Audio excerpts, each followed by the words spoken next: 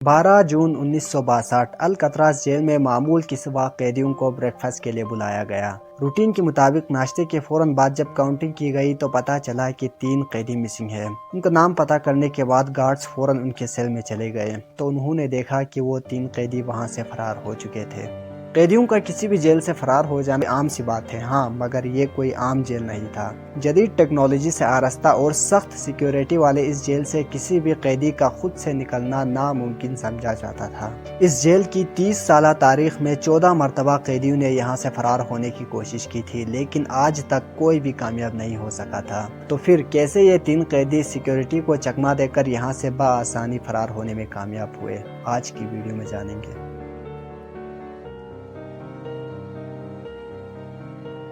سب سے پہلے آپ یہ جان لیں کہ اتھارٹیز کو کیوں یقین تھا کہ اس جیل سے کوئی بھی فرار نہیں ہو سکتا۔ دراصل یہ جیل پیسیفک اوشین میں الکتراس کے نام سے مشہور ایک آئی لینڈ پر بنا ہوا ہے۔ کیونکہ یہ ایک بڑے پتھر پر بنا ہوا ہے اسی لیے اسے دی راک بھی کہا جاتا ہے۔ اس جیل کی 24 گھنٹے مانیٹرنگ کی جاتی تھی۔ اس کے علاوہ اس کے چاروں طرف 20 فٹ اونچی فینس لگی ہوئی تھی۔ اول تو کسی بھی قیدی کا یہاں تک پہنچنا ہی بے حد مشکل تھا۔ مان لو کہ اگر کوئی قیدی وہاں پہنچ بھی گئے اور اس نے فینس کو کراس کر بھی لیا تو اب آگے کیسے بڑھے؟ الکتراس چاروں طرف سمندر کے پانی سے گھرا ہوا تھا۔ یہی وجہ تھی کہ اتھارٹیز پورے کانفیڈنس کے ساتھ کہتے تھے کہ یہاں سے کسی بھی قیدی کا فرار ہونا ناممکن ہے۔ 1934 سے پہلے یہ ایک ملٹری بیس ہوا کرتا تھا۔ اس کی لوکیشن کو دیکھتے ہوئے امریکی حکومت نے 1934 میں اسے فیڈرل پریزن ڈکلیئر کر دیا۔ جیل سے بھاگنے کے اس پورے پلان میں یہ 4 لوگ شامل تھے۔ ایلن ویسٹ اس پورے پلان کا ماسٹر مائنڈ تھا۔ اس نے پہلے بھی کئی جیلوں سے فرار ہونے کی کوشش کی تھی، یہی وجہ تھی کہ اسے الکتراس جیل میں بھیج دیا گیا تھا۔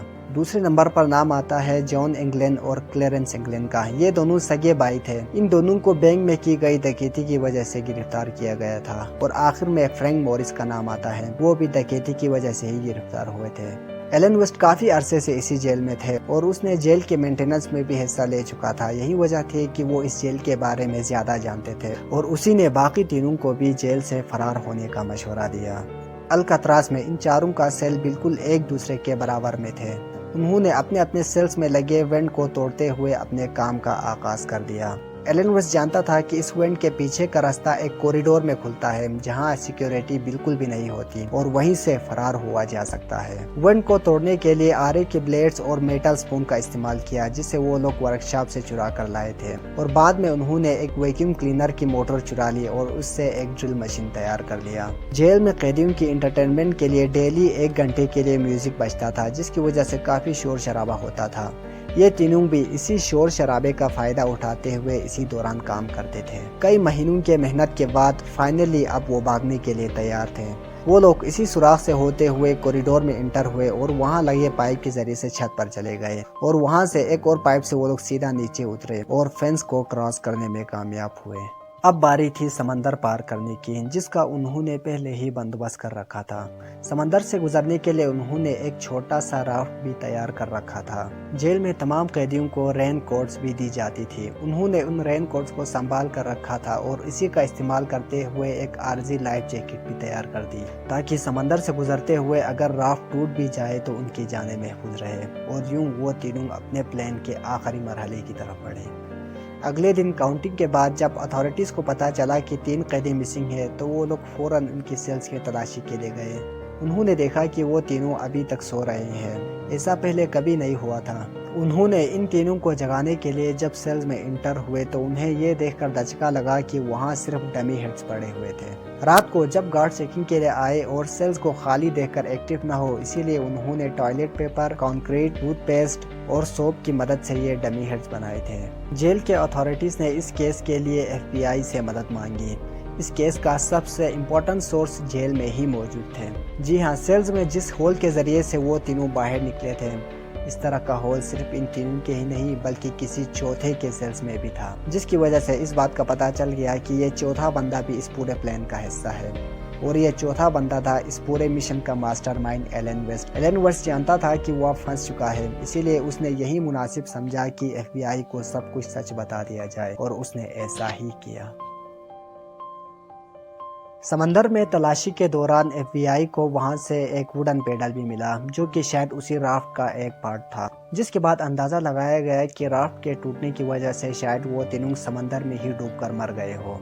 अगर ऐसा है तो उन तीनों की लाश जरूर मिलनी चाहिए थी, जो कि कभी नहीं मिल सकी। यानी ये पॉसिबल था कि वो तीनों अभी भी जिंदा हो। 17 सालों तक मुसलसल कोशिश करने के बावजूद भी FBI इस केस को सॉल्व करने में नाकाम रहे। FBI के पास इन तीनों के मरने या जिंदा होने का कोई भी सबूत नहीं था। फाइनली 1979 में FBI ने इस केस से अपना हाथ उठा लिया और केस को US मार्शल सर्विस को ट्रांसफर कर दिया। इन सालों में कई बार इंग्लैंड फैमिली ने दावा किया कि जॉन इंग्लैंड और क्लेरेंस इंग्लैंड दोनों ही जिंदा है। सबूत के तौर पर उन्होंने कुछ क्रिसमस कार्ड्स और पोस्ट कार्ड्स दिखाए, जो कि जॉन और क्लेरेंस के नाम पर मौसूल हुआ था और इसमें इन दोनों के ही साइन थे। इसके अलावा ये भी बताया जाता है कि जॉन और क्लेरेंस के बड़े भाई डेविड क्लेरेंस ने अपनी मौत से कबल अपनी बहनों को बताया था कि जॉन और क्लेरेंस दोनों ही जिंदा है और वो इन दोनों से कांटेक्ट में भी है।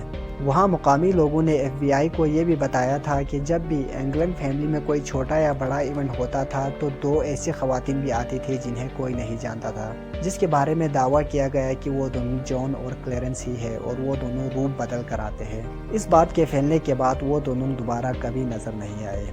इसी तरह के और भी बहुत से वाकयात मशहूर हैं। US मार्शल सर्विस में ये केस आज भी चल रहा है और तब तक चलता रहेगा जब तक वो तीनों गिरफ्तार ना हो जाए, या फिर अगर मर गए हो तो उनकी मौत का कोई सबूत न मिल जाए। और अगर ऐसा भी ना हो सका तो ये केस तब तक चलता रहेगा जब तक ये तीनों 100 साल के नहीं हो जाते।